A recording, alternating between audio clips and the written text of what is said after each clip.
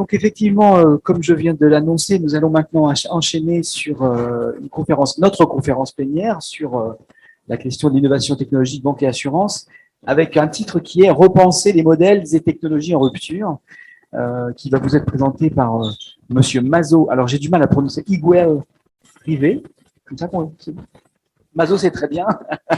Et je vais donc, comme je viens de le faire avec Yves Tirode, redresser rapidement la trajectoire professionnelle de Monsieur Mazo. Alors, Monsieur Mazo, on le dit comme ça, c'est plus simple. Hein. Ouais, Philippe est un professionnel du secteur de l'assurance. Donc, on part de la banque à l'assurance cette fois-ci depuis plus de 25 ans. Il a successivement travaillé pour AXA, Aviva, McKinsey et Covéa. Il a été notamment directeur général de AXA Insurance au Royaume-Uni, Aviva France et MMA en France. Il exerce aujourd'hui des activités de conseil et d'investisseur très particulièrement dans l'assurtech. On parlait des fintech à l'instant, on bascule sur l'assurtech et peut-être qu'il va y avoir des jonctions entre les deux, je crois que oui. Observateur et acteur des grandes transformations technologiques qui se profilent dans l'assurance, il partage la conviction que le secteur est à l'orée d'une profonde mutation. Voilà, on est vraiment dans la continuité de ce qui vient de nous être dit sous un autre angle. Philippe, nous allons vous écouter avec beaucoup d'attention. Écoutez, merci Jean-Marc pour cette très gentille mot d'introduction. Bonjour à tous.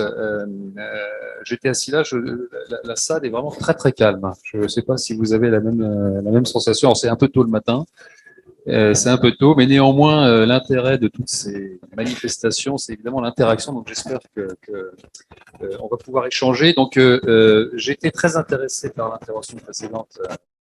Monsieur Tirole, pour lui, il est du secteur bancaire, il est au cœur de la transformation digitale de ce secteur massif. Il évoquait il y a un chiffre qui était le montant des investissements considérables. Plus de 20% des investissements dans la tech se font dans le secteur de la finance, au sens générique du terme. Il faut avoir en tête un autre chiffre pour comprendre pourquoi cette pression est là.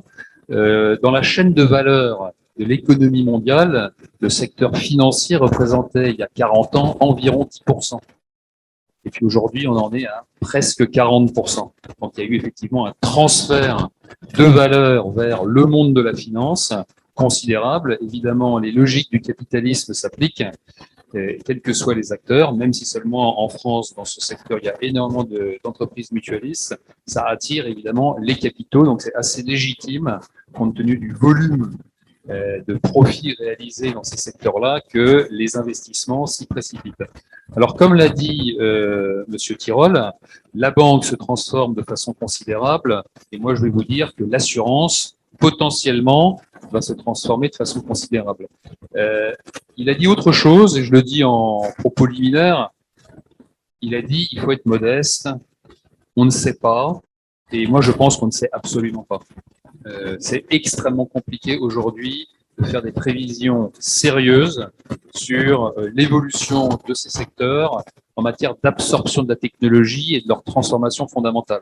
Il y a évidemment des mouvements qu'on peut observer dans plein de directions différentes. Certains sont un peu plus forts que d'autres. Ça peut donner des jalons pour essayer de faire de la prospective. Et je salue, je dirais, vos initiatives, Jean-Marc, d'essayer de trouver de façon multidisciplinaire voilà, un peu de lumière dans ces chemins un peu sombres, mais il faut savoir que c'est très compliqué. Et la comparaison que j'ai entendue un jour et qui m'a beaucoup parlé, parce que je pense qu'elle s'applique bien à nos mondes, si vous prenez le milieu du 10 et l'ensemble de l'innovation technique qui était à l'œuvre, avec les investissements considérables qui étaient faits pour électrifier, mettre le train, développer des moyens de locomotion. Il y a eu une énorme partie de l'investissement qui est parti dans ces domaines. Il y a eu une énorme partie de cet investissement qui n'a pas été rentable.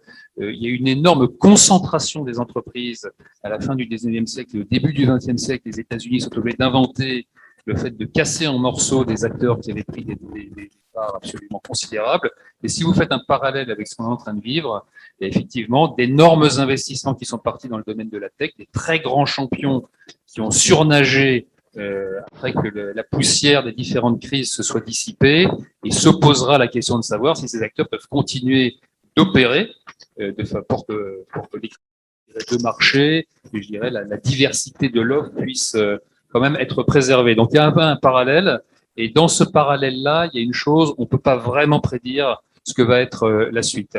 Alors moi, ce que je voudrais faire, c'est vous donner un petit peu mon parcours. Alors c'est pas par égotisme, mais c'est simplement parce que moi j'ai été plongé au cœur des entreprises d'assurance, relativement jeune, au milieu des années 90. Il y avait beaucoup de prégnance des secteurs assurance et bancaire. Il y avait de la technologie. Il n'y avait absolument pas la perspective de ce qui allait se passer. On savait qu'il fallait faire des investissements, on les faisait. C'était des technologies relativement traditionnelles, très très lourdes en termes de coûts, mais qui offraient des possibilités de services qui étaient relativement limitées. On était essentiellement dans de l'optimisation de la chaîne opérationnelle de ces deux secteurs. Puis arrive l'éclosion de l'Internet, on va dire à la fin des années 90, au début des années 2000, avec un foisonnement d'initiatives, une crise, une remise à l'étal en quelque sorte des valeurs de marché, et puis surnage, un certain nombre d'acteurs qui ont poussé leur avantage, étant capables d'attirer des investissements, et là on commençait à véritablement transformer le système. Alors en matière de digital, on a coutume dans les secteurs financiers de parler de deux éléments. Un élément, c'est la distribution. Est-ce qu'on peut distribuer différemment, c'est-à-dire atteindre le client final différemment? C'est deux secteurs qui sont traditionnellement extrêmement lourds et denses en termes de distribution physique. Alors que les agences bancaires en France, par exemple, c'est environ 50 à 60 000 encore aujourd'hui, sur l'ensemble du territoire et pour l'ensemble des enseignes qui pratiquent ce métier. Et pour, par exemple, le secteur assurantiel, il y a ce qu'on appelle des agents généraux. Il y a environ 11 000 agents généraux qui se répartissent entre 5 ou 6 grandes marques. Et cette distribution physique, auxquelles s'ajoutent évidemment les distributions physiques de personnel salarié, essentiellement dans le secteur mutualiste, fait donc une prégnance extrêmement forte dans ce marché. Aujourd'hui, quand on parle de digital, c'est est-ce que le digital permet de passer par-dessus pour avoir un accès direct au consommateur? D'autres secteurs industriels l'ont fait. Et donc, on réussit à effacer, en quelque sorte, la distribution historique qui était présente dans le marché. Alors, je vous cite ça parce que dans l'évolution des dernières décennies, des 2 dernières décennies, il y avait des perspectives dans ce domaine qui n'ont sans doute pas été au rendez-vous de la réalité, en quelque sorte. Et le deuxième sujet, c'est évidemment la qualité et la nature du service qu'on offre. Aujourd'hui, M. Tirole le précisait, les acteurs bancaires ont su intégrer la capacité technologique pour augmenter le service au consommateur. Donc effectivement, l'approche même d'un particulier sur les comptes bancaires entre 1995 et 2015 a été totalement révolutionnée. Donc on peut intégrer de la technologie, augmenter les services, et donc on change la nature du rapport. Dans un premier temps, on a pensé que la transformation serait très rapide. Elle l'a été relativement dans le secteur bancaire, parce qu'à partir du milieu des années 2000, la relation digitale est établie pour l'ensemble des particuliers vis-à-vis de leurs opérateurs bancaires. Mais ce n'est pas du tout le cas dans l'assurance. Dans l'assurance, on voit émerger d'abord une première technologie qui sont les plateformes qui permettait d'avoir un rapport distancié avec relativité. Puis est arrivée évidemment la capacité avec l'accès à des sites distants et la pratique du métier totalement digitalisée. On aurait pu penser, et moi qui ai été actif pendant une dizaine d'années sur le marché britannique, on aurait pu penser qu'il allait se passer sur le continent européen, en France en particulier, ce qui s'est passé en Grande-Bretagne. En Grande-Bretagne, en 10 ans, l'ensemble de la distribution physique a quasiment disparu, et on peut dire aujourd'hui qu'à peu près 99% de ce métier se pratique en ligne, alors soit à travers des sites de comparaison qui vous permettent de comparer des offres, de choisir la meilleure, ou bien tout simplement en ayant un rapport digital avec une ancienne particulière. Dans le marché britannique, cette transformation a été extrêmement rapide. À partir, on peut dire, de la deuxième moitié des années 2000, l'affaire était entendue, c'était fait. Moi, quand je reviens en France en début des années 2010, je pense que c'est un phénomène tout simplement en anticipation de ce qui va se passer dans le marché français, dans le marché allemand, dans le marché italien, dans le marché espagnol. Et en fait, ça s'est pas vraiment passé.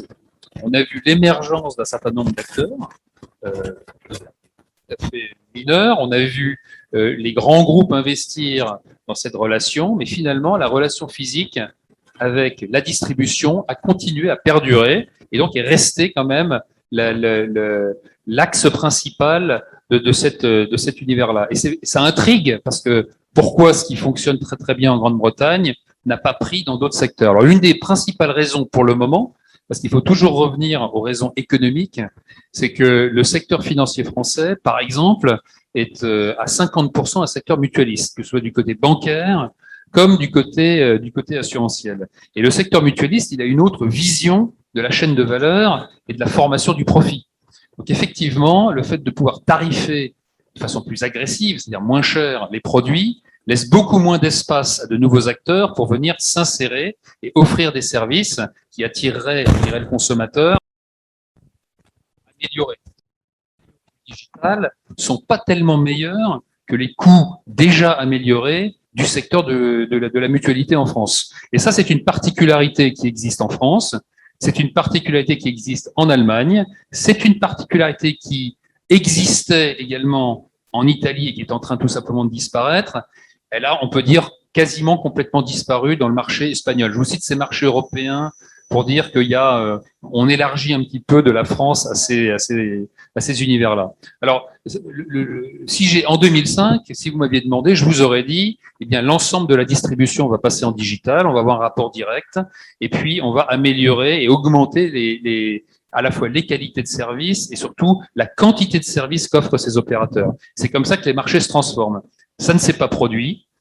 Il faut être modeste. Donc, quand on est positionné aujourd'hui et qu'on regarde vers l'avenir, on se dit, est-ce qu'aujourd'hui, compte tenu de la densité de technologie qui est disponible, de l'argent disponible pour s'investir dans ces secteurs, de la volonté de lancer des opérations maintenant de la plupart des acteurs du marché privé, est-ce qu'on va, ces coups de boutoir vont finir par faire tomber la citadelle des grands acteurs traditionnels? Alors, ceux-ci sont pas restés quand même les mains dans les poches.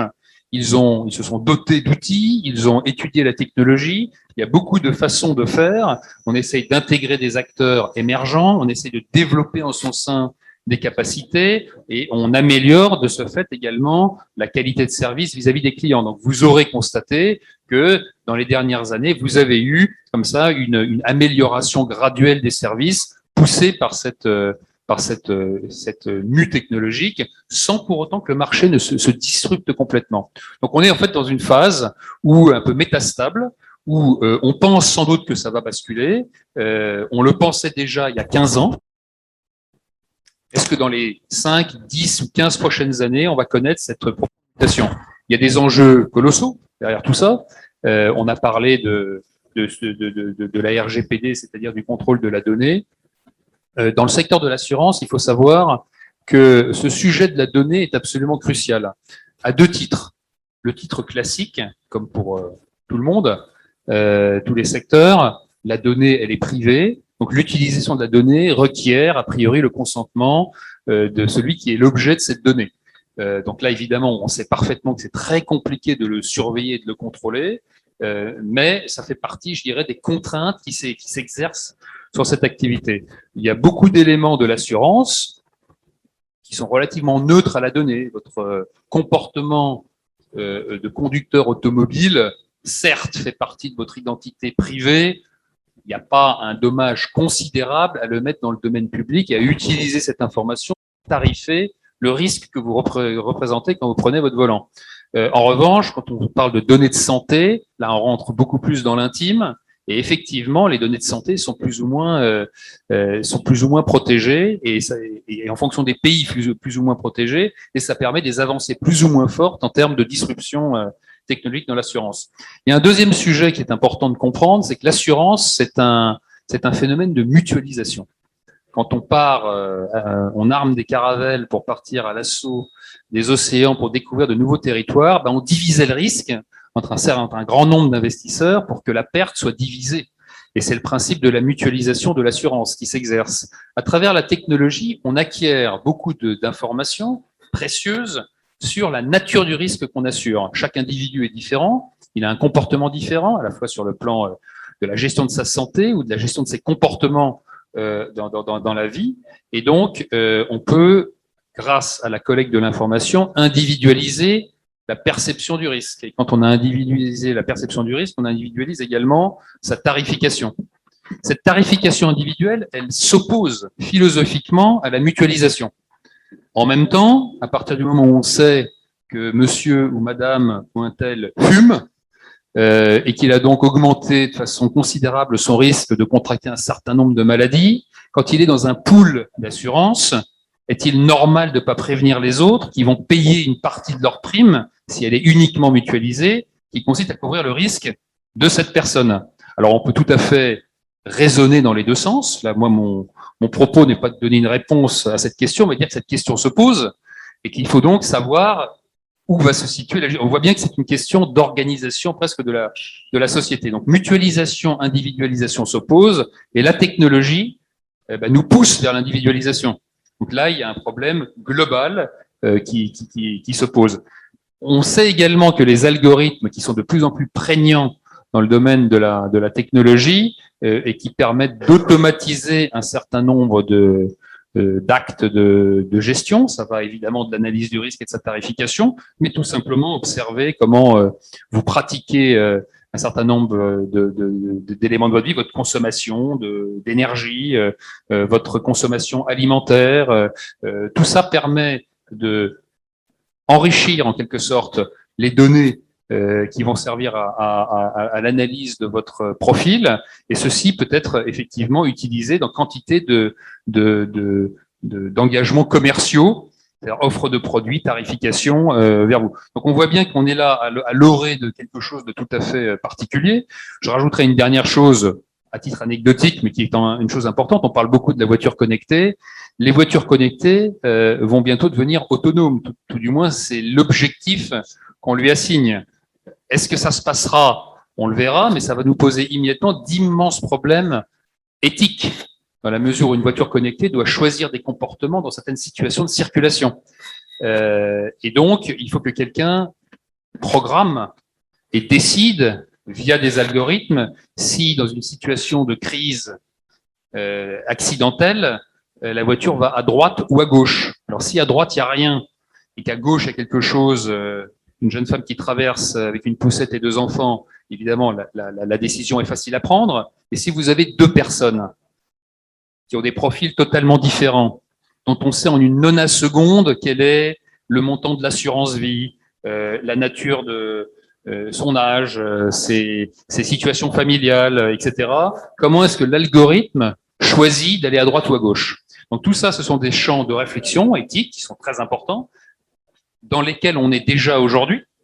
Donc l'assurance contribue évidemment parce qu'elle a elle-même un rôle commercial en quelque sorte, puisqu'elle pratique l'activité de protection dans des cas de cette nature, mais c'est la société en son ensemble, les pouvoirs publics, évidemment l'ensemble des corps constitués qui contribuent à ces réflexions un petit peu éthiques, qui doivent nous donner, je dirais, des orientations qui vont finalement être codées en dur via des algorithmes dans les comportements d'un certain nombre d'objets. Tout ça, c'est la grande problématique de l'Internet des objets, qui dépasse très largement le sujet de l'assurance, mais qui directement touche le sujet de l'assurance, puisqu'à travers toutes ces informations, on offre des produits de couverture, on tarifie, on individualise, on démutualise en quelque sorte la nature du risque. Alors, quels sont les acteurs qu'on observe émerger aujourd'hui? Alors, j'avais un de mes collègues du secteur bancaire. Le secteur bancaire a très largement utilisé la technologie pour se bâtir une position de force considérable dans le domaine de l'assurance. Traditionnellement, les banquiers faisaient de la banque, ils vous prêtaient de l'argent et géraient vos comptes, et ça se limitait relativement à ça. Et les assureurs, ils assurent vos voitures, vos maisons, éventuellement votre santé, les entreprises, et ça se limitait aussi à ça. Aujourd'hui, l'économie du secteur bancaire a profondément changé ces dernières années avec la baisse des taux. Il a fallu que les banques aillent chercher des relais de croissance. Et ces relais de croissance, ils l'ont trouvé dans un métier connexe, qui était celui de l'assurance. Comment font-ils? Ils ont accès à l'ensemble des comptes bancaires. Sur les comptes bancaires, il y a tous les débits. Sur le débit, il y a le débit de l'assurance. C'est extrêmement facile de collecter l'ensemble de l'information sur ce que vous payez pour votre assurance. En général, la banque connaît votre logement. Elle va le connaître directement si elle vous a prêté la somme qui vous a permis de l'acheter, ou en général, elle a de l'information complémentaire pour ce faire. Donc, elle peut nourrir une chaîne de tarification qui est beaucoup plus informée. Et qu'est-ce qu'on observe depuis maintenant une quinzaine d'années? C'est une part de marché croissante du secteur bancaire dans le secteur de l'assurance de particuliers, auto, habitation, santé. Les parts de marché augmentent à 2 chiffres tous les ans, hein, c'est du plus de 10% tous les ans. Et aujourd'hui, il est faux de parler du secteur bancaire. Il faut parler du secteur bancaire et assurance. De l'autre côté, les assureurs ne sont pas venus dans le secteur bancaire. Donc, eux se retrouvent un petit peu retranchés avec un secteur bancaire qui prend des parts de marché de façon importante parce que la technologie l'a permis. Il y a également l'émergence de nouveaux acteurs, des acteurs qui cherchent tout simplement, je dirais, à casser la banque et à faire émerger des acteurs digitaux. Ils tablent en général sur les renouvellements de génération. On peut considérer de façon relativement schématique que les générations dont je suis se sont relativement peu digitalisées dans leur esprit, même si seulement on utilise la technologie, là où les jeunes générations sont complètement sur un parcours totalement digitalisé et sont tout à fait prêts à partir vers de nouvelles marques et avec de nouvelles technologies et de nouveaux services. Et donc, ce basculement est absolument inéluctable, c'est malheureux pour l'ensemble d'entre nous, et ce basculement est en train de s'opérer. Donc, il y a 10 ans, il était relativement peu puissant. Aujourd'hui, le courant est puissant. Donc, vous prenez le secteur de l'assurance, coincé entre, disons, un secteur connexe qui a su utiliser une information privilégiée pour prendre pied, de nouveaux acteurs qui émergent, et donc un secteur de l'assurance avec des grands acteurs qui, eux, cherchent par de l'investissement lourd, à essayer de résister à cette tendance. Vous prenez un groupe très grand groupe français, qui est le groupe Covéa, qui regroupe 3 marques très importantes, la MAF, la GMF, MMA, très grand groupe qui atteint un large public. Aujourd'hui, il a annoncé un investissement de 10 milliards d'euros, pas dans la technologie, pas dans l'assurance, dans la réassurance, en se portant acquéreur d'un groupe de réassurance internationale partneré. Pourquoi? Parce qu'en fait, les grands groupes d'assurance s'aperçoivent qu'ils sont coincés. Donc aujourd'hui, il faut renouveler la chaîne de valeur vers d'autres métiers. Donc on essaie de quitter le navire, parce que ce navire est relativement compliqué à maintenir à flot. Alors, ce propos est un peu ce que je vous raconte est exact, mais le propos est un peu extrême. Il y a encore largement de quoi opérer pour l'ensemble des acteurs. Mais quand on regarde où vont les investissements des grands assureurs, ils ne vont pas dans leur métier initial, parce que ce métier est très largement mis en danger par l'émergence de la technologie, l'émergence de nouveaux acteurs. C'est très compliqué sur le plan technologique de faire cette mutation, à la fois sur le plan tout simplement des matériels et des outils, mais également sur le plan de l'esprit et de la transformation des capacités, je dirais, de leurs propres troupes qui ont vécu dans un certain univers avec un certain mode de fonctionnement et qui aujourd'hui doivent totalement se transformer. Donc il y a, en fonction des pays, des rigidités plus ou moins fortes. Ce qu'on constate aujourd'hui, c'est que c'est relativement compliqué pour le secteur de l'assurance de se projeter à 10-15 ans dans ces métiers d'origine sans penser que ces acteurs alternatifs ne vont pas prendre une place considérable. Voilà ce que je voulais vous dire. Alors, ce que je propose, c'est que je pose à cette étape-là, et puis on essaie d'engager un dialogue sur vos questions, comment vous voyez ces sujets. Je termine sur une chose qui était ce que dit monsieur Tirole.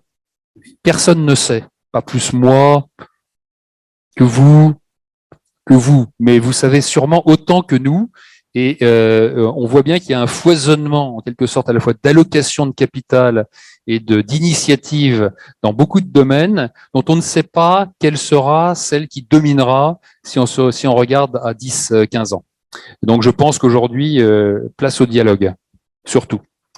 Merci de votre attention, et Jean-Marc, je vous repasse la parole. Merci de nous avoir éclairé, soulevé de nombreuses questions sur les enjeux de l'assurance. J'en déduis qu'il n'est pas simple d'être assureur aujourd'hui, moi. Alors, est-ce que, moi j'ai quelques questions à lui poser bien sûr, mais est-ce que vous avez des remarques ou des suggestions? Ouais, Ludovic, si vous voulez bien vous présenter, dire quelle est votre composante ou d'où vous venez, académique, industriel. Bonjour, Ludovic Favaret, groupe BPCE. Bonjour. Donc, banquier assureur. C'est ça. Une petite, j'aurais plein de questions à vous poser, mais je vais essayer de me focaliser sur une seule. Dans tout ce que vous nous dites, est-ce qu'il n'y a pas un sujet quand même lié à la distribution? Vous en avez parlé dans votre intervention, mais au nombre de points d'interaction que les assureurs peuvent avoir avec leurs clients. Yves Tirode disait tout à l'heure dans son intervention, 10 millions de clients qui se connectent à nos applis groupe BPCE tous les mois, avec une vingtaine d'interactions par mois, ce qui est autant d'opportunités de contact et d'interaction avec le client. Moi, à titre personnel, sur les sites de mon assureur, je pense que si j'y vais 1 ou 2 fois par an, c'est le bout du monde. Ou alors quand j'y vais, c'est que j'ai un problème. Et du coup, c'est difficile peut-être pour l'assureur de pouvoir interagir avec son client, même s'il a plein de données, qui peut les valoriser, qui peut lui proposer des choses. Il n'a pas ce point de contact. Est-ce que le problème, il vient pas en partie de là? Alors, je suis entièrement d'accord avec vous et vous dites mieux que moi ce que j'ai exprimé de façon peut-être un petit peu implicite, à savoir que effectivement ce carcan dans lequel se trouve l'assurance est notamment lié au fait que l'interaction avec ses clients est relativement faible. Parce qu'effectivement, l'assurance, c'est l'assurance d'un potentiel sinistre. D'abord, on n'a pas envie d'avoir, donc on a implicitement, je dirais, un état d'esprit négatif vis-à-vis de cette interaction, parce qu'on va l'avoir uniquement quand on a un souci, et donc on va être exposé à la question est-ce que je vais être bien traité, là où les banques effectivement ont une quantité de contacts permanente, c'est-à-dire quasiment quotidienne. Tout le monde va sur ses comptes bancaires, je dirais presque quotidiennement. Alors peut-être pas tout le monde, et c'est peut-être comment dire, compulsif, mais on sait qu'il y a là une quantité d'interaction et qui permet effectivement d'enrichir la relation. Donc, une des grandes réflexions qui a mené le secteur de l'assurance, c'est savoir comment je peux enrichir cette relation. Pour enrichir une relation, on constate, bon, moi je le dis après 2 décennies où on tente plein de choses, c'est qu'en fait, on ne s'invente pas dans un rapport de service. C'est-à-dire qu'on peut tenter de l'avoir, mais pour qu'il soit bon, il faut vraiment être très bon. Quand on regarde les grands succès en matière de déploiement nouveau, on s'aperçoit que c'est vraiment la parfaite qualité de la qualité de service et la pertinence de l'offre qui fait qu'il y a une réponse positive des clients. Ça, les assureurs l'ont complètement raté. Je dis, on va toujours trouver des contre-exemples de services qui ont été parfaitement calibrés, mais globalement, c'est plutôt un échec. Et donc, cet échec ouvre la voie à d'autres acteurs qui, eux, n'ont pas été dans l'échec. Et effectivement, le secteur bancaire a su faire des offres dans le métier de l'assurance, sur la voiture, sur la maison, sur la santé, qui étaient extrêmement efficaces, au moins sur le plan commercial. Donc, le fait d'avoir de façon répétée les contacts, visiblement, entraîne les organisations à être relativement bonnes. On s'est tous plaints de ces banquiers aussi, une fois dans sa vie, je veux dire, et peut-être sûrement plus qu'une fois, mais finalement, ça entraîne ces organisations à être relativement efficaces dans la relation client, là où en général, les assureurs ont eu beaucoup de mal à franchir le pas. C'est infiniment amélioré aujourd'hui par rapport à ce que ça a été il y a 20 ans, mais je dirais pendant ce temps-là, les autres couraient encore plus vite. Donc c'est un très bon point. C'est vrai qu'on a plus de raisons d'aller sur son compte bancaire aujourd'hui que d'aller consulter son assurance. Et donc, il faut inventer des nouveaux mécanismes. Oui, effectivement. Est-ce qu'il y a d'autres interventions?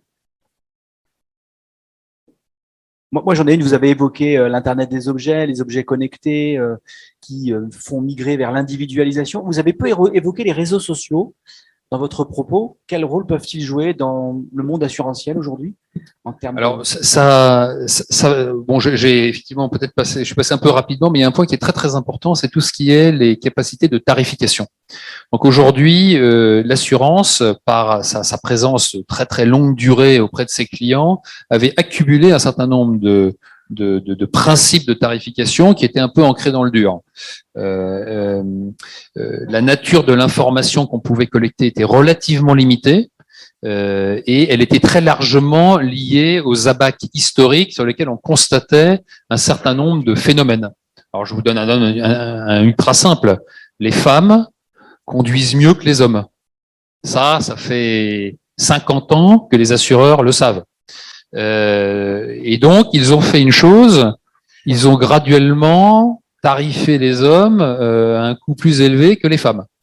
Jusqu'à ce qu'arrive à la fin des années 2000 un arrêt de la Cour de justice européenne qui a interdit la discrimination sur la base du sexe ou du genre, je ne sais pas quel est le terme aujourd'hui approprié, mais vous me comprenez.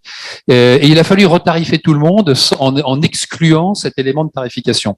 Et tout ça pour dire, on avait des informations qui étaient dans le dur et elles permettaient de relativement bien segmenter. Alors, 24 ans, voiture rouge puissante, voilà, il y avait un warning qui s'allumait et la tarification était multipliée par 3. Et si vous roulez dans une voiture peu puissante, vous êtes un homme d'âge ou une femme d'âge moyen et vous avez une famille, en général, votre comportement était corrélé à des risques plus faibles, etc.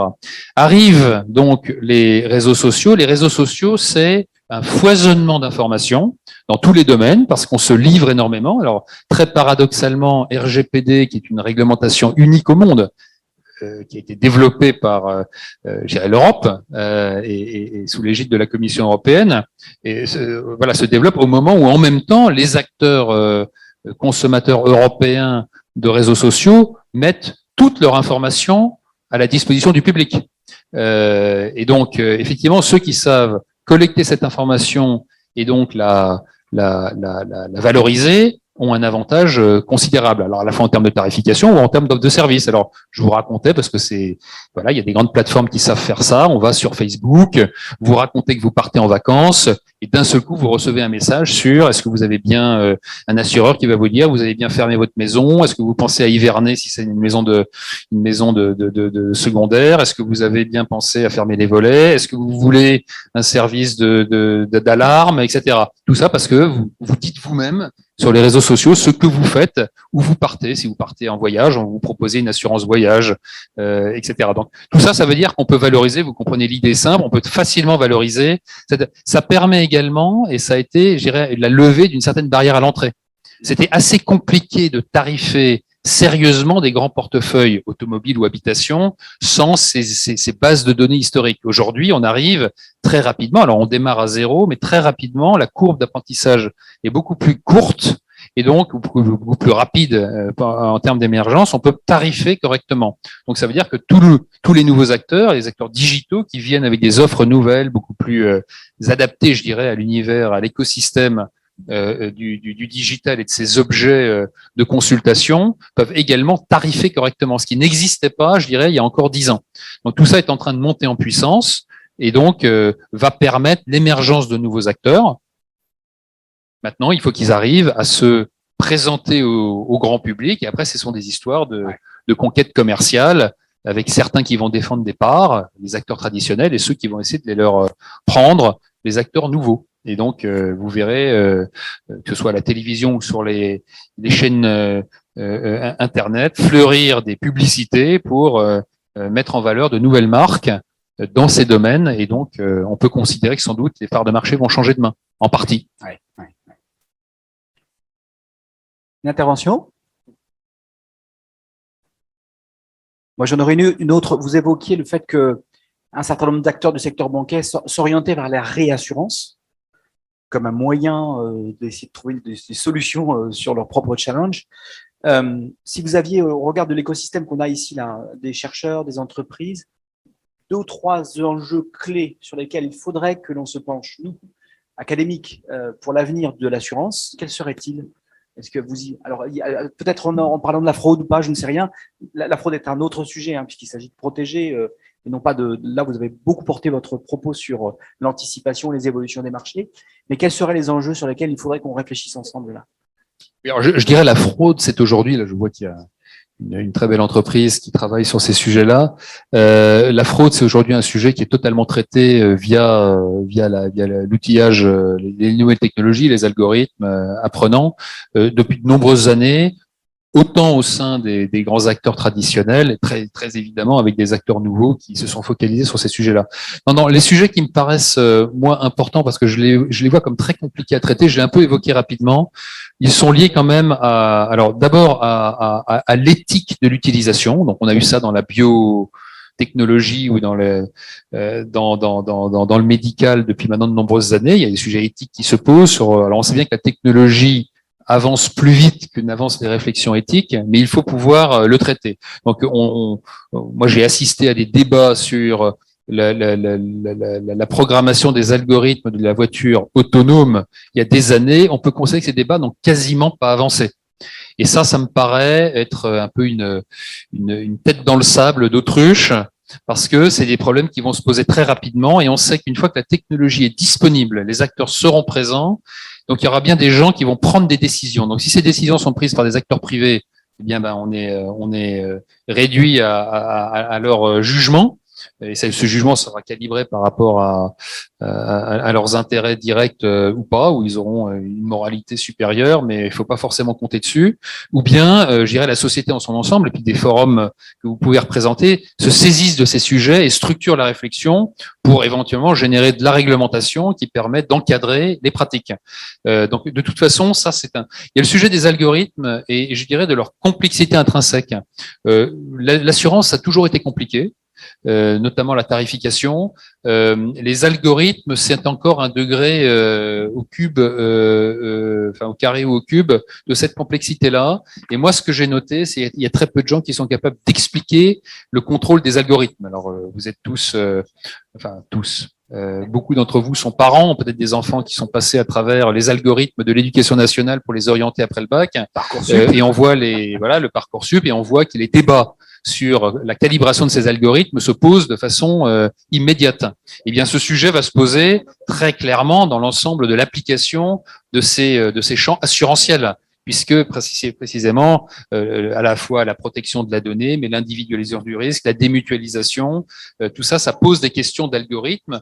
Est-ce que c'est un humain, selon quel protocole qui décide, ou est-ce que c'est une machine qui commence à mettre les gens dans les cases en fonction d'un certain nombre de critères qui seront évidemment individuellement toujours relativement objectifs ou pas moins objectifs que ceux du passé, mais le fait que ce soit une machine qui le décide est quand même un élément relativement nouveau dans la vie commune d'une société. Donc il faut avoir ce genre de débat, il faut comprendre. Alors le contrôle des algorithmes, c'est un sujet technique. Il faut pouvoir auditer des algorithmes, il faut avoir des protocoles. C'est des sujets très complexes, mais il faut pouvoir, je dirais, le rendre compréhensible. Sinon, vous êtes dans la société des experts, et donc avec tous les dangers de dérive que ça peut comporter. C'est un peu deux grands sujets sur lesquels je pense qu'il y a vraiment des choses à faire. Voilà. Après, à partir de là, comme on a dit, le champ est vaste. Saisissez-vous de tout ce qui vous intéresse. Merci beaucoup. Ça rejoint l'intervention d'Yves Tirode sur la transparence des algorithmes, l'explicabilité de la décision. Et c'est vrai qu'aujourd'hui, même chez les experts, dans le domaine du deep learning, l'explicabilité n'est pas si naturelle que ça. Lorsque vous avez un réseau de neurones qui produit un résultat, la raison fondamentale pour laquelle il produit ce résultat n'est pas tout à fait comprise encore aujourd'hui, en fonction de l'architecture, du réseau et autres. Donc, il y a des vrais enjeux sur ces questions qui nécessiteront de s'y pencher sérieusement, parce qu'on ne peut pas se limiter à une recherche d'optimisation dans un espace mathématique, parce que c'est ça que ça fait, en fait, ces algorithmes. Et ça, il n'y a pas d'explicabilité liée à le contexte humain ou éthique dans lequel on baigne. Donc, il y a un vrai enjeu que je partage avec vous, bien sûr. Il y a puis un enjeu également important qui est celui tout simplement de la déshumanisation de ces processus. Alors, je veux dire, on a accepté de déshumaniser depuis la nuit des temps beaucoup de choses qui se font automatiquement, ou alors on a pris le contrôle soi-même, et donc des intermédiaires qui intervenaient sur les chaînes de services ont disparu. Mais là, je vous donne un exemple, parce que j'ai en face de moi la fraude à l'assurance, mais prenez par exemple les experts automobiles. Alors aujourd'hui, quand vous avez un accident automobile, il y a quand même 40 millions de véhicules qui roulent en France, donc il y a un certain nombre d'accidents. Je veux dire, le nombre de sinistres, c'est 15%. Il faut savoir que c'est un nombre très important. Donc c'est une machinerie absolument considérable, à la fois en termes d'analyse des sinistres, puis évidemment de chaînes d'achat, de prestations, de réparation ou de pièces, etc. C'est un marché absolument considérable, et l'expertise des assureurs, c'est de savoir gérer cette espèce d'écosystème très particulier. Mais aujourd'hui, vous avez des algorithmes tout à fait efficaces qui utilisent l'image, la vidéo, les bases de données des constructeurs, et qui sont tout à fait capables d'analyser un sinistre Voilà, vous avez aujourd'hui vous prenez la photo ou le film d'un accident automobile et vous pouvez le comparer à des bases de données d'accident. Vous pouvez donc déterminer la nature de l'accident. Vous pouvez déterminer si le récit de l'accident est conforme à la nature du sinistre observé par la machine, la façon dont la tôle s'est pliée, si ça s'est enfoncé de tant de centimètres ou de tant de centimètres. Est-ce qu'effectivement la vitesse était celle qui a été indiquée? Est-ce qu'effectivement l'angle a été le bon? Combien va coûter la réparation? On peut donc directement envoyer le véhicule chez les bons réparateurs parce qu'eux-mêmes sont partis. Donc on voit il y a un potentiel de désintermédiation absolument considérable. Ces services-là que je vous décris, c'est actuel. C'est en train d'être mis en place aujourd'hui auprès des très grands assureurs, par exemple Covéa, le dernier en date, mais aussi chez des AXA, chez des Allianz, chez des Generali. C'est comme ça que va se pratiquer ce métier. Alors il y a des aspects extrêmement positifs à tout ça. On évite l'erreur, on va plus vite, votre voiture est réparée plus vite. Vous êtes un peu plus contrôlé aussi, donc on commence à rentrer dans les sujets de la data, voilà, vous avez peut-être raconté qu'il arrivait comme ci, mais la machine va dire que c'était comme ça. Est-ce que la machine a toujours raison? Est-ce que les bases de données sont bonnes? Alors on sait que évidemment la statistique est toujours en faveur de la machine, mais vous pouvez très bien être dans l'angle mort où elle s'est trompée. Comment est-ce qu'on va traiter les sujets où il y a des désaccords, des dissensions? Mais homme-machine, on n'a pas protocolé, on ne sait pas comment traiter le problème de la vie de la machine versus la vie d'un individu. Donc tout ça, c'est donc la technologie court devant, et puis je dirais l'organisation sociale, elle est en train de peut-être un peu poussivement réaliser l'enjeu et donc être potentiellement en retard. On l'a vu dans la biotech, et ça risque d'arriver également dans des sujets aussi prosaïques que l'assurance. Voilà. Philippe, une question ou pas, une intervention? Je vois que Ludovic a envie de se relancer. Allez, Ludovic. Et puis ensuite devant, allez. Bonjour, merci. Nicolas Thomas, société Incan.link. Vous n'avez pas évoqué le sujet dans l'autre sens, c'est l'assurance de l'utilisation des data, la cyberassurance. Et on voit que c'est de plus en plus compliqué. On voit des assureurs qui se désengagent. Je sais plus lequel, mais il y a quelques grands acteurs qui se sont désengagés de leur contrat cyber pour les entreprises. Quelle est votre vision autour de ces aspects-là? Alors moi j'ai une vision. Alors, moi je suis pas un ingénieur du tout. Je suis quelqu'un qui voilà, j'ai dirigé des entreprises, mais pas avec une formation d'ingénieur. Donc c'est un monde qui m'était relativement étranger. Il se trouve que quand j'ai le dernier groupe auquel j'ai travaillé, qui est Covéa, j'ai été en charge notamment de l'informatique. À un moment où l'ensemble des informatiques de ces trois grandes marques venaient ensemble, etc. Donc l'une des premières questions et j'y connaissais rien. J'y connaissais comme tout le monde, on va dire. On avait une vision assez superficielle. Donc on découvre, je dirais, ce que ça représente en termes de profondeur, à la fois de matériel, de logiciel, de capacité humaine. Et je pose évidemment la question de la cybersécurité. Alors, dans quelle mesure sommes-nous en danger? Alors, il y a des marques qui sont. Si vous êtes Nike, vous êtes évidemment ciblé par les hackers du monde entier. Hacker Nike, c'est voilà. Bon. Il se trouve qu'hacker Covéa, c'était pas encore un grand risque. La première protection, c'est être FAD. C'est vraiment une très très grande protection. Il faut surtout pas se mettre en avant. Il faut pas dire publiquement qu'on a une super cybersécurité, parce que là vous attirez immédiatement l'ensemble du marché du cyberhacking vers vous. Mais néanmoins, bon ça c'est plus pour la boutade. Je me suis posé la question et donc j'ai posé la question à des ingénieurs. Comment est-ce qu'on fait? Quels sont les critères? Comment est-ce qu'on évalue? C'est quoi les outils de mesure? Et à ma grande surprise, j'ai découvert que les outils de mesure sont très faibles. Parce qu'en fait, la façon dont est pensée la sécurité informatique, c'est en termes de haies et de clôture. Déjà, c'est l'idée d'avoir une clôture. Et puis après, c'est la hauteur de la haie. Mais la hauteur de la haie, il y a toujours quelqu'un qui saute par-dessus. Donc, qu'est-ce qu'on vous dit? Ben voilà, la haie, elle est à 1,50 m, on va la monter à 2,50 m. Et je dis, mais s'il y a une personne quelque part, qui soit en France, en Chine ou en Russie, sans stigmatiser personne, et qui décide, je vais sauter cette haie de 2,50 m. D'ailleurs, comme elle est à 2,50 m, elle m'attire. Une haie de 1,50 m, d'abord tout le monde peut le faire, ça ne me met pas en valeur, etc. Donc on se rend compte que plus la haie est haute, plus en fait on a nourri en quelque sorte celui qui va être capable de le faire. Donc la cybersécurité, ça demande énormément d'investissement, d'attention. Il se pose toujours le problème de qui assure cette sécurité. Les sociétés de prestations qui vont étudier la sécurité de vos systèmes informatiques sont à ce moment-là totalement capables de diffuser de l'information sur vos systèmes informatiques. Donc, il faut être absolument certain. Alors, les contrats, c'est très bien, mais les contrats, ça ne lie que ceux qui se sentent engagés par les contrats. Donc, dès que vous ouvrez vos systèmes, vous avez créé de l'information qui peut potentiellement circuler. Donc, c'est en fait un problème à plusieurs SAS pour lequel il n'y a pas de réponse simple et sûrement pas de réponse satisfaisante au sens blanc et noir. J'ai ouvert un bouton et j'ai fermé un bouton. Donc, il faut savoir que l'information, les systèmes sont tous à câble. Et la question est de savoir à quel moment on va se pencher sur votre cas. Et si seulement vous arrivez à rester dans l'ombre suffisamment longtemps, voilà, mais c'est pas le cas de toutes les marques. Voilà, donc il y a certaines marques qui sont très connues et qui ont pourtant, qui sont très désirables en termes de hacking, je sais pas, Apple, qui subissent très très peu de sinistres. Voilà, donc ça c'était sur le sujet technique en lui-même. Donc du coup, votre question induite, c'est qu'est-ce qu'on peut assurer? C'est très compliqué parce que si seulement vous assurez le fait qu'il n'y a personne qui va sauter au-dessus de la 2,50 m ou si on l'a monté à 3 mètres, c'est 3 mètres. Et si quelqu'un décide de faire un investissement pharaonique des aides de 5 mètres, mais il y aura toujours quelqu'un qui sautera par-dessus. Et à ce moment-là, évidemment, le sinistre peut être considérable. On a du mal à savoir qui peut entrer et on a du mal à savoir de combien il peut créer un sinistre. Il y a encore un cas très très récent sur des courtiers français que vous avez sans doute peut-être entendu, ou pas d'ailleurs, vous n'êtes pas obligé de suivre tout ça dans le détail, mais il y a un grand courtier français qui a subi une attaque et il y a eu énormément de données qui ont été non seulement volées, mais également tout simplement corrodées.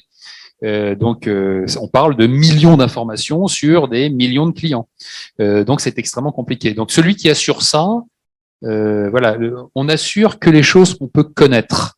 Ou alors, il faut être capable de les diviser en tellement de porteurs de risques. C'est ce qu'on fait avec le risque spatial ou avec des risques catastrophes naturelles sur lesquels on essaie de diviser. Et l'outil pour diviser le risque, c'est la réassurance. La réassurance, c'est un mécanisme pour aller répartir à l'échelle de la planète des risques qu'on ne sait pas porter à titre individuel. On ne porte un risque quand on le comprend bien, donc on le tarifie. Comme n'importe quel produit, une bouteille de lait, on met une petite marge, on le produit, on met une petite marge et ça devient votre résultat. Si seulement cette marge peut être mangée de façon trop aléatoire, parce que vous ne comprenez pas l'enjeu, vous ne pouvez pas l'assurer. Donc ça ne rentre plus dans le champ de l'assurabilité. Et le cyber-risque est un sujet de cette nature. Alors souvent quand les gens disent « je suis présent dans le cyber-risque », quand vous lisez les polices d'assurance, elles sont extrêmement précises. Et donc elles vont regarder très précisément quelque chose et pas autre chose. Voilà, donc c'est un sujet très très très compliqué. Et... C'est juste dans le cyber, on a un autre problème, c'est que le risque cyber, il n'est pas du tout rare. Au contraire, il va arriver tout le temps. Et je suis expert en cybersécurité. C'est assez ancien comme vision de je ne suis pas une cible. Aujourd'hui, pour 10 € un employé mécontent vous fait une cyberattaque. Mais vous avez entièrement raison. Donc enfin, les fameux ce qu'on appelle les dénis de service. Juste faites attention même si vous pensez pas être une cible dans la cyber. Non, mais bien sûr, de toute façon, en disant cela, je disais, on n'est pas la même. Essayer de rester sous l'écran radar, sous la ligne de flottaison, a été attaqué de mon temps. Il est encore attaqué aujourd'hui. Tous les ans, il y a 2-3 attaques assez importantes. Le réseau d'agents de MMA a été bloqué il y a 1 an et demi de façon considérable. Donc, de toute façon, personne n'y échappe.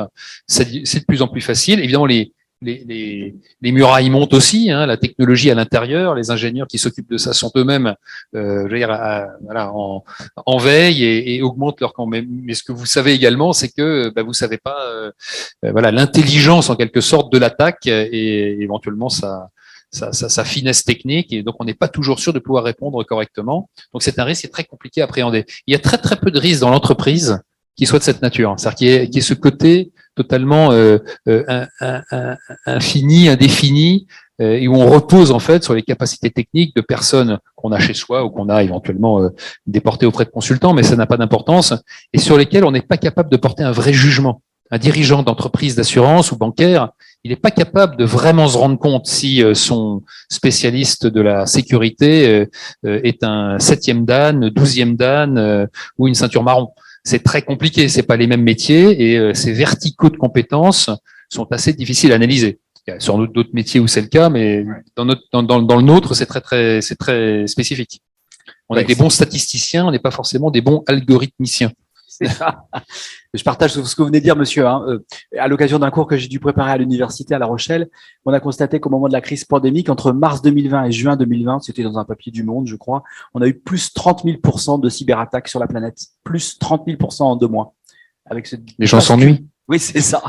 C'est spectaculaire, quoi. Ludovic, et puis une dernière question, et on va pouvoir s'arrêter après. Oui, très courte. On dit souvent que le digital est au service des clients, la data au service des collaborateurs et au bénéfice des clients. Dans l'assurance, vous avez d'énormes compétences sur la data, avec des communautés historiques d'actuaires, de quant, etc. Est-ce que vous réfléchissez à les faire pivoter un peu pour qu'ils travaillent sur des nouveaux usages au service des clients, justement?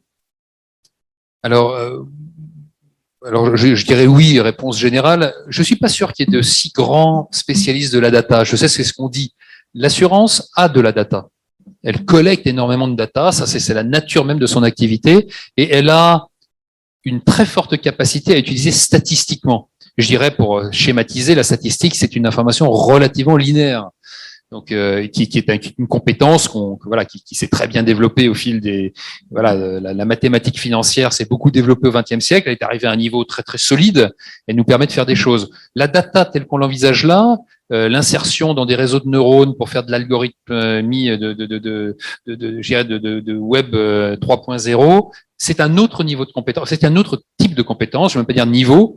Il ne s'agit pas de tout le monde est capable sans doute de s'y hisser, mais il faut s'y hisser. Et je ne suis pas sûr que les assureurs aient particulièrement de l'avance dans ces domaines. Alors évidemment, à partir du moment où il s'est avéré qu'il fallait travailler le sujet, évidemment, il y a des compétences. Mais est-ce que les assureurs sont meilleurs que Spotify pour faire un algorithme de consommation de goûts musicaux ou faire une tarification en utilisant de l'information réseaux sociaux? Je n'en suis pas sûr. Mais en revanche, là où vous pointez du doigt un point important, c'est dans cette direction qu'il faut aller, et il faut y aller très très vite. Parce que si seulement les assureurs ne le font pas, qui a de l'information sur les objets que nous assurons? Les constructeurs automobiles, les banquiers, les énergéticiens, tous les distributeurs. Vous avez dans la grande distribution des habitudes de consommation qui peuvent être détectées, qui peuvent générer, je dirais, des types de besoins qu'on peut identifier, donc proposer des services. Si les assureurs ne le font pas, soit directement, soit via partenariat, ils peuvent être tout à fait marginalisés et être réduits à des porteurs de risques qui ne maîtrisent plus ni leur distribution, ni leur tarification. Ça devient un métier un peu marginal. Ça, c'est vraiment la version sombre, mais il faut aller très très vite dans la direction que vous évoquez. Alors, c'est fait en partie, mais vous savez que ce sont également de très grandes entreprises avec beaucoup de masse humaine, et donc assez compliqué à transformer de façon efficace aussi. Il faut recruter des doctorants. Pardon? Il faut recruter des doctorants. Recruter des jeunes, oui. Et des doctorants. Les doctorants bossent sur ces questions. Et on a du mal à valoriser le doctorant, mais franchement, c'est sur ces secteurs-là, on a. Pardon? Ah, je sais.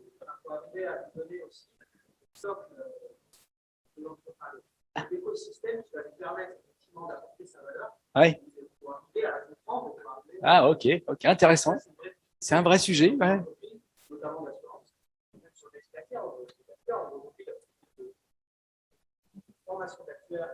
Probablement 10 ans. Maintenant, les étudiants essaient de leur apprendre une machine à voûte et on leur met les mains dans le code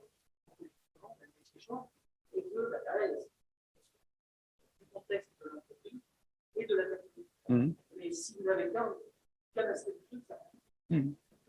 Alors, le problème, c'est que, ça vous avez entièrement raison, c'est que qui va embaucher cet actuaire 3.0 par exemple, Tesla assure ses voitures lui-même. Il a ses propres actuaires, il fait sa tarification en fonction de ce qu'il constate.